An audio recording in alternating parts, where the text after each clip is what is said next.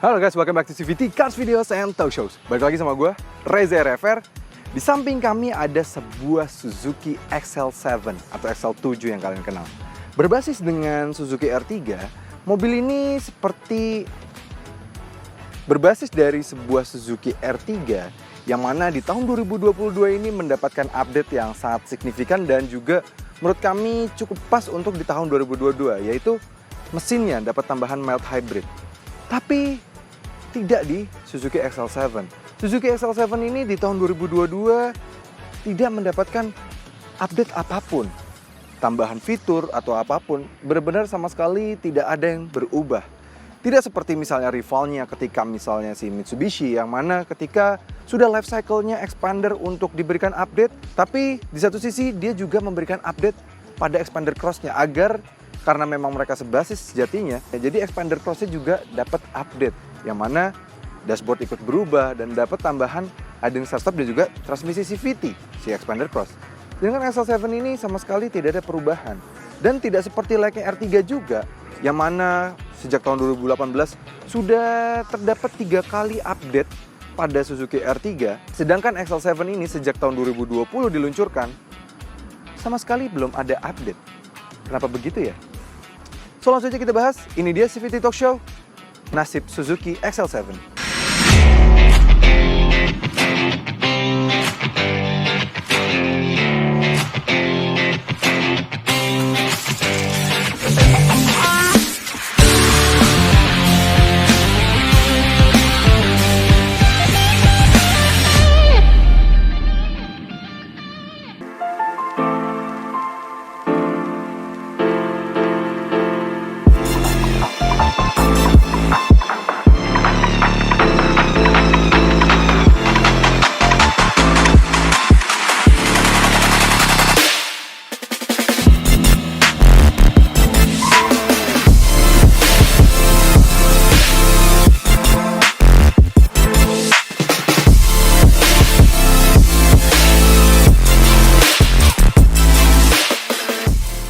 Kalau kita ingat pertama kali Suzuki XL7 pertama kali diluncurkan oleh Suzuki di tahun 2020 awal, yang mana waktu itu Suzuki ingin bermain di pasar low SUV yang sebelumnya Suzuki tidak punya line up sama sekali di sana.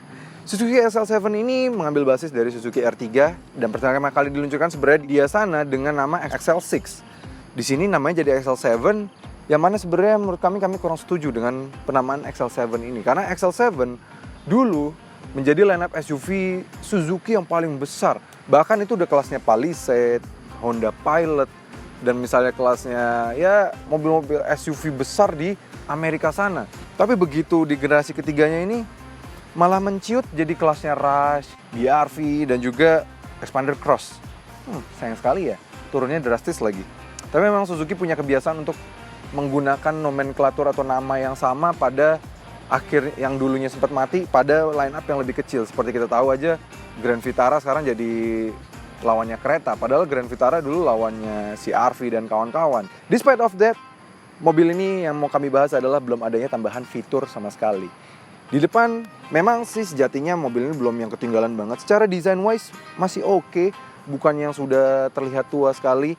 Bahkan sejatinya tampang seperti ini masih dipakai oleh Suzuki di Eropa sana, yang mana memang sudah menjadi bahasa desain global SUV-nya Suzuki. SS4 S-Cross dan Grand Vitara terbaru juga mukanya mirip-mirip seperti ini. Ini memang sudah menjadi bahasa desain terbaru SUV-nya Suzuki. Dan bahkan Suzuki memang kalau di Eropa lebih famous ya, bahkan dibandingkan dengan Honda lah dan beberapa mobil Jepang lainnya. Termasuk yang cukup famous lah di sana karena desainnya masuk kalau mobil Suzuki di sana. Makanya mungkin itu yang alasan Suzuki belum mau merubah si XL7 sama sekali. Dari depan tampang semua masih sama persis, LED DRL, LED reflektor untuk headlampnya. Tapi sen dan juga fog lamp masih bohlam, padahal yang di India sudah LED. Dan lampunya juga belum seperti si R3 yang mana sudah auto headlamp, dia belum sama sekali. Ya apa-apa sih, overall di depan memang sama sekali belum ada penambahan fitur. Desain samping dan belakang juga tidak ada perubahan sama sekali. Padahal misalnya kalau misalnya Suzuki R3 ya, pertama kali diluncurkan di 2018, 2019 diberikan update. Yang mana ya velgnya dia berubah, terus juga ada perubahan warna interior di 2019. Lalu di 2020 penambahan armrest, Terus juga yang varian bawahnya velgnya jadi berubah, naik, terus dapat AC digital, climate control. Jadi penambahannya tuh kayak hampir setiap tahun ada ya. Dari mulai 2018, 19 ada update, dapat varian baru bahkan Suzuki Sport. Terus GX-nya dan GL-nya dapat update di 2020, 2022 dapat update lagi yaitu mild hybridnya. Sedangkan XL7 ini tidak mengikuti saudara sebasisnya. 2020 diluncurkan, 2021 tidak ada tambahan fitur sama sekali. Baru di 2022 di IMS dia dapat special varian yaitu FF. Yang mana itu sepertinya biasanya untuk pertanda bahwa dia akan ganti gerasi atau dapat varian facelift. Seperti si R3 habis FF dia dapat varian facelift. Tapi ini sudah sampai mau gias lagi aja menurut kami ini belum ada update sama sekali sih. Dan itu variannya pun juga terbatas sekali unitnya. Jadi unit aslinya yang varian P varian Alpha ini juga masih belum ada update sama sekali. Dia desain samping masih sama, konfigurasi bannya juga masih sama, masih di 19560 R16. Desain belakangnya dengan spion seperti ini dan tampang yang masih agak mirip R3 ini juga masih sama persis. Ya kami sangat berharap sih mudah-mudahan walaupun yang di India sudah diupdate ya, tapi mudah-mudahan yang versi Indonesia nanti at least di bagian belakang sini lebih dirubah lagi. Karena di bagian depan, bagian samping itu udah mulai ketutup lah R3-nya. Tapi pas bagian belakang ya kelihatan lagi R3-nya sih. Di interior pun tidak ada perubahan sama sekali. Dia tidak ada update sama sekali di tahun 2022 ini, di mana umurnya sudah 2 tahunan ya. Di saat adiknya atau rekan sebasisnya yang dapat ubahan ini itu per tahun ya, mobil ini tidak ada tambahan fitur sama sekali. Kami berharap sekali ketika misalnya tahu R3 dapat cruise control di varian faceliftnya. Di sini masih belum ada cruise control sama sekali sih, kosong. Sisanya ya memang sudah cukup lengkap sih, MID-nya sudah besar. Sekarang pun R3 jadi sama seperti ini. Dan head unitnya pun R3 sekarang sudah samain sama ini. Chiller di bagian sini. Armrest di tengah ini masih lebih baik daripada R3 dan armrest di bagian kedua yang masih lebih baik dari R3. Semuanya sudah ada di sini dan apalagi yang varian Alpha lebih baik daripada R3, dia sudah memiliki Smart E-Mirror ini masih lebih bagus, tapi sisanya semuanya sama. Layout desainnya, fitur-fitur wise, Twitter, semua segala macam masih sama, tidak diberikan tambahan idling start stop gitu misalnya, atau di belakang dari tambahan ada headrest supaya jadi pembeda sama yang R3-nya, karena baris keduanya nih udah enak sebenarnya secara legroom wise, mau dimajuin paling mundur, paling maju, paling mundur, itu udah paling enak baris 2, baris 3. Tapi sayang banget di baris kedua ini masih belum punya headrest. Jadi kayak duduk di tengah tuh rasanya kayak aduh leher sakit sih, apalagi kalau orang dewasa ya. Saya fitur wise juga dia masih belum dilengkapi dengan Apple CarPlay maupun Android Auto, tapi dia sudah ada yang mirroring sih, cuma lebih berguna Apple CarPlay atau Android Auto karena tinggal colok selesai. Ini masih harus ada third party app gitu ya. Jadi untuk mengaktifkan dari mirroringnya, namanya Easy Connection kalau di sini gitu. Misalnya seperti misalnya kalau pengaturan setir juga jadi belum ada pembeda, dia belum ada dan teleskopik. Sun visor-nya juga masih yang ada kacanya masih yang di sebelah kiri saja. Jadi perubahannya tuh masih belum terlalu banyak menurut kami. Jadi apa dong alasan untuk memberi Suzuki XL7 ini di tahun 2022? Apalagi mengingat Suzuki XL7 ini tidak seperti si R3 rekan sebasisnya yang mana setiap tahunnya dapat update.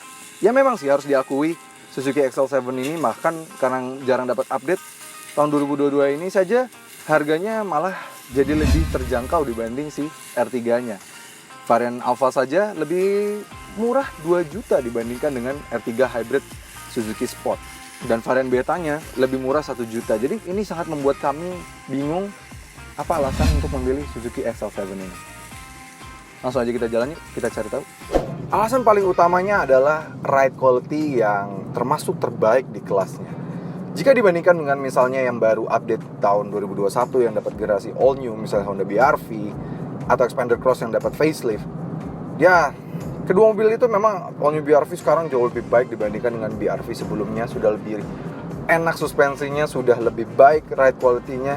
Tapi jujur dibandingkan dengan R3 dan Xpander Cross, BR-V masih belum sih, masih belum on par dengan kedua mobil ini, Xpander Cross dan juga XL7. XL7 bisa kami bilang punya bantingan suspensi terbaik di kelasnya, salah satu terbaik di kelasnya. Ya 11-12 dengan Xpander Cross, since Xpander Cross juga yang pas varian facelift nggak ada dirubah sama sekali untuk suspensi karena memang Xpander Cross belum life cycle-nya, tapi itu life cycle-nya Xpander Tapi daripada Expander Cross tidak dapat update sama sekali, seperti si XL7 ini, nggak kayak si dengan R3, nggak ada update. Tapi nggak apa-apa dengan nggak ada update ini, karena memang XL7 sejatinya ride quality masih sangat baik sekali. Kalau kalian belum pernah, atau viewer CVT yang belum pernah test drive XL7 atau R3, coba deh kalian rasain. Mobil ini benar-benar underrated sekali, karena begitu kalian rasain, makanya Suzuki itu selalu ngasih promo test drive. Karena mereka sepede itu dengan mobil mereka. Mereka memang kalau mereka marketingin mobil mereka agak, kami harus akui, kurang jor-joran, kurang memberikan brand prestige terhadap pemilik mobil mereka. Tapi kalian harus rasakan sih Suzuki XL7, R3 dan beberapa mobil Suzuki lainnya. Mereka punya ride quality yang memang harus diakui sih, top notch. Dan bahkan untuk some occasion, oke, memang di beberapa occasion si Expander Cross lebih halus karena memang sudah menggunakan CVT, jadi kayak ride smooth gitu, smooth ride banget dibandingkan dengan XL7 ini. Tapi kalau bandingin suspensi 11-12 dan bahkan XL7 ada yang sedikit lebih baik.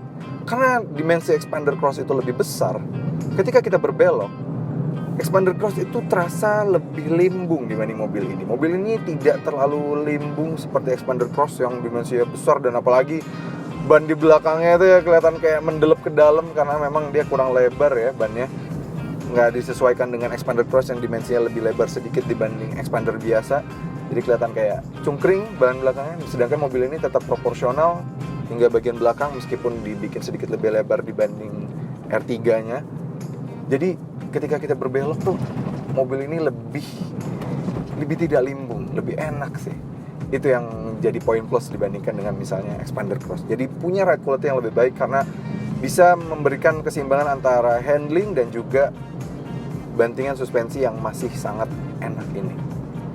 Jujur ini paling enak sih di kelasnya. Ya walaupun harus diakui di kelasnya, karena kelas dia kan LSUV ya. Lawannya BRV, Expander Cross, Rush, Terios gitu kan. Ya kalau yang baru launching kemarin si Stargazer kan kelas LMPV, ya harus diakui kalau kelas LMPV ya Stargazer lebih enak. Tapi kalau kelas LSUV, XL7 sih di tengah-tengah. Dia paling enak dia, karena ride quality-nya dia nggak nyaman, maupun kalah dikit nyamannya sama Expander Cross, tapi dia punya handling yang lebih baik. Lalu berikutnya adalah kelegaan kabinnya. Kalau bisa kami bilang legroom baris kedua, legroom baris ketiga, mobil ini punya legroom yang paling lega di kelasnya. Iya, mobil ini bisa menghasilkan legroom yang paling besar di kelasnya. Di paling mundurnya seperti ini sangat lega sekali. Paling majunya aja masih lega banget, apalagi kalau paling maju bisa ngasih ruang untuk baris ketiganya. Dan pun baris ketiga dimundurin, jarak legroom baris ketiganya bisa mendapatkan 800 mm. Itu artinya dia lebih besar dibandingkan dengan Expander Cross dan juga lebih besar daripada BRV. Bisa dikatakan legroom baris ketiga mobil ini paling besar di kelasnya. Dan yang menariknya lagi, Suzuki XL7 juga punya kapasitas bagasi yang paling besar di kelasnya. Jadi kalau yang ngaku-ngaku kapasitas bagasinya paling besar di kelasnya, itu yang kelas LO SUV ya, kami nggak mau nyebut brandnya. Yang ngaku-ngaku tuh kapasitas paling besar di kelasnya, kami sudah pernah tes, ternyata tidak sebesar itu. Mobil ini dengan kondisi 3 baris tegak, kalian masih bisa membawa sebuah koper, masih bisa membawa 2 koper besar bisa, atau sebuah koper besar dan sebuah full size Golf juga masih bisa. Jadi kalau kalian mau pulang kampung dengan kondisi rame-rame, full penumpang, misalnya 7 orang semuanya duduk dan kalian mau bawa ya, misalnya kalian sama orang, pergi sama anak kalian 2, terus bareng sama orang tua juga, terus ada salah satu anggota keluarga lain kalian yang lainnya. Kalaupun misalnya masih kurang, mobil juga sudah disiapkan roof rack di atas, jadi kalian bisa taruh ikat barang kalian di atas, tapi harus dilakukan secara aman ya. Itulah keunggulan Suzuki XL7.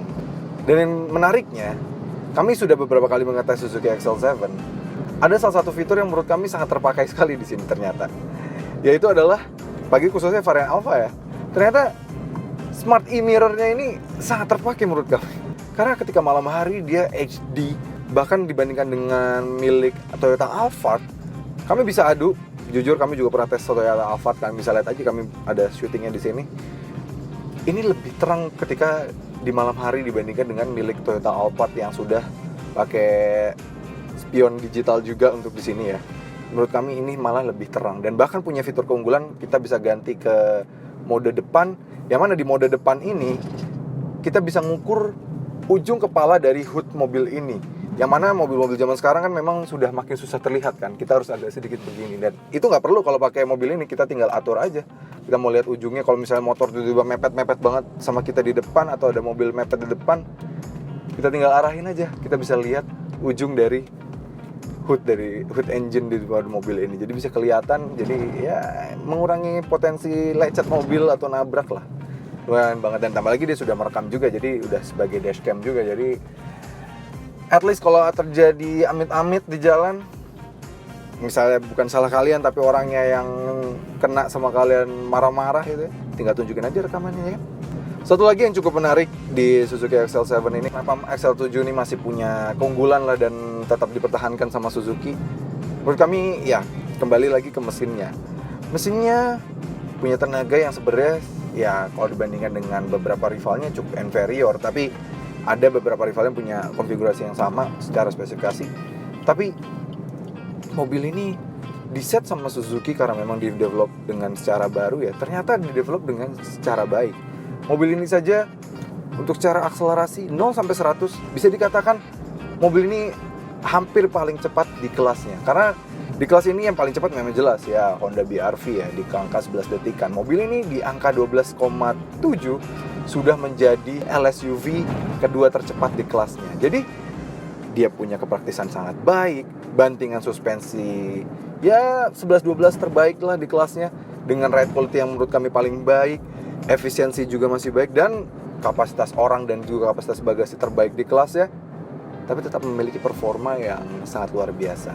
Despite mobil ini memang belum ada update pada bagian mesin atau bagian transmisi atau fitur efisiensi, basic mobil ini mesinnya sudah sangat efisien. K15B itu memang sudah terkenal dia efisiensinya baik, di-develop juga cukup baru, di tahun 2018 akhir baru jadi K15B. Maka dari itu memang sudah menyesuaikan dengan standar efisiensi yang mana 2018 ke atas, 2019 ke sana memang mobil-mobil sudah dituntut harus punya efisiensi tinggi.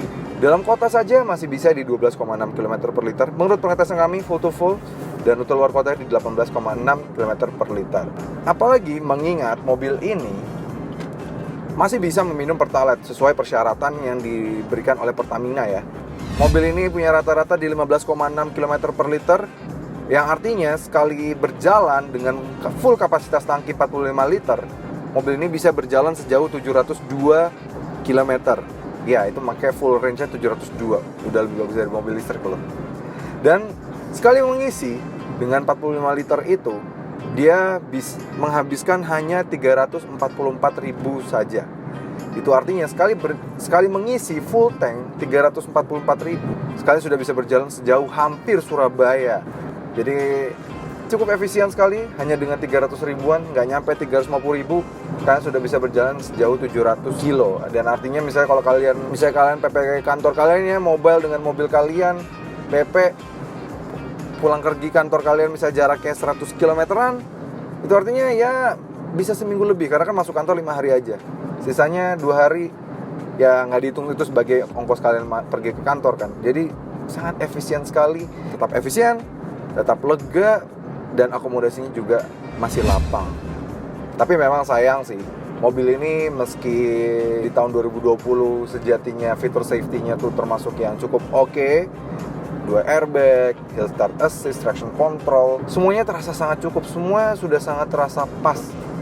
Tapi di tahun 2022, di saat rival-rivalnya seperti ya BR-V sudah pakai Honda Sensei, terus ada yang pakai 6 airbags gitu misalnya seperti di Toyota Rush, mobil ini hanya punya 2 airbag dan traction control, hill start assist, kami rasa sudah mulai harus ada update-nya.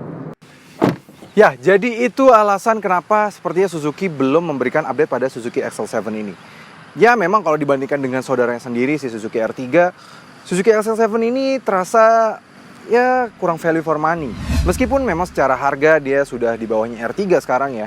Karena R3 baru dapat hybrid, baru dapat facelift dan dapat tambahan teknologi mild hybrid itu, sekarang Suzuki R3 sedikit lebih mahal dibandingkan dengan XL7 ini. Tapi kalau dibandingkan dengan rival-rival di kelasnya, dia memberikan value for money yang lebih baik, efisiensi yang sangat baik, dan tambah lagi kemampuannya untuk membawa barang dan membawa orang paling baik di kelasnya. Membuatnya menurut kami ini masih sangat cukup sekali. Dan itu mungkin jadi alasan kenapa Suzuki belum memberikan update pada Suzuki XL7 ini. Mulai dari tahun 2020 sampai 2022 tanpa update pada varian apapun Suzuki XL7. Update-nya pada harga aja ya. Ya, kami sangat berharap sekali ketika XL7 facelift akhirnya masuk Indonesia, yang mana sebenarnya di India sudah ada ya, tapi XL6-nya mulai dari fitur link up linteret seperti layaknya Blue Link Hyundai, yang mana bisa mengatur dan mengontrol mobil kita, menyalain mobil dan segala macam itu ada, auto headlamp, dan tambah lagi dia juga airbag-nya bertambah, dan di dalam fitur-fiturnya juga semakin menarik seperti heat cooling seat, semuanya ada. Yang mana itu sangat menarik sekali, dan tambah lagi transmisinya dan juga mesinnya menggunakan mesin terbaru, dan pastinya harusnya sih R3 udah pakai, mungkin nanti ke depannya tahun depan mobilnya juga udah pakai. Oke CVTs, terima kasih sudah menonton. Jangan lupa like video ini, subscribe ke channel YouTube CVT Indonesia, dan nyalakan lonceng notifikasi. Main-main juga ke Instagram kami dan follow Instagram kami di @cvt.indonesia. Dan sekarang kami sudah memiliki website di cvtindonesia.co.id. Jadi bagi kalian yang tertarik untuk membeli Suzuki XL7 ini, cek aja website kami dan kami bisa pastikan diskonnya gede banget. Ya, tenang aja, dari website kami diskon Suzuki aman. Oke CVTs, sampai ketemu lagi di video berikutnya.